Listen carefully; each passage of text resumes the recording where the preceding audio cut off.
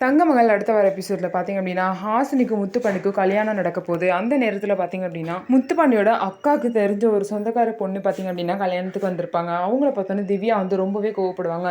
"நான் உங்கள கூப்பிடவே இல்ல. உங்கள யார் கல்யாணத்துக்கு வர சொன்னா?" அப்படின்னு கேட்பாங்க.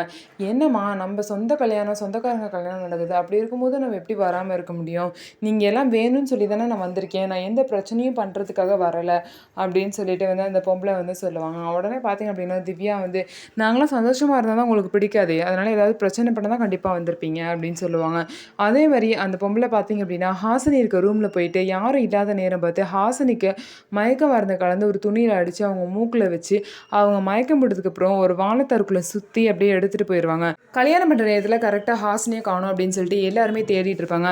ஹாசினிக்கு என்ன ஆச்சுன்னு சொல்லிட்டு எல்லாமே பதட்டமா இருப்பாங்க. அப்ப பார்த்தீங்க அப்படின்னா, அங்க கிடக்கிற வாழைத்தார்ல வந்து கீழ விழுந்து கிடந்த வாழைத்தார்ல ஹாசினி போட்டிருந்த பெர்ஃப்யூம் ஸ்மெல் வருது. அதனால வாழைத்தார்ல தான் வந்து கட்டி கூட்டிட்டு போயிருக்காங்க அப்படின்னு சொல்லிட்டு டவுட் வந்து பார்த்தீங்க அப்படின்னா, எல்லாருமே தேடி போறாங்க. ஸோ முத்துப்பாண்டி ஹாசினிய வந்து கண்டுபிடிச்சு ஹாசினிய கல்யாணம் பண்ணிக்கிறாங்களா? அதுக்கப்புறம் இந்த கடத்துனவங்களுக்கு வந்து என்ன பதிலடி குடுக்க போறாங்க அப்படிங்கிறத பொறுத்திருந்து பார்க்கலாம். நம்ம வீடியோ உங்களுக்கு பிடிச்சிருந்தா நம்ம வீடியோவ லைக் பண்ணிக்கோங்க. மறக்காம நம்மளோட சேனல சப்ஸ்கிரைப் பண்ணிட்டு பாருங்க.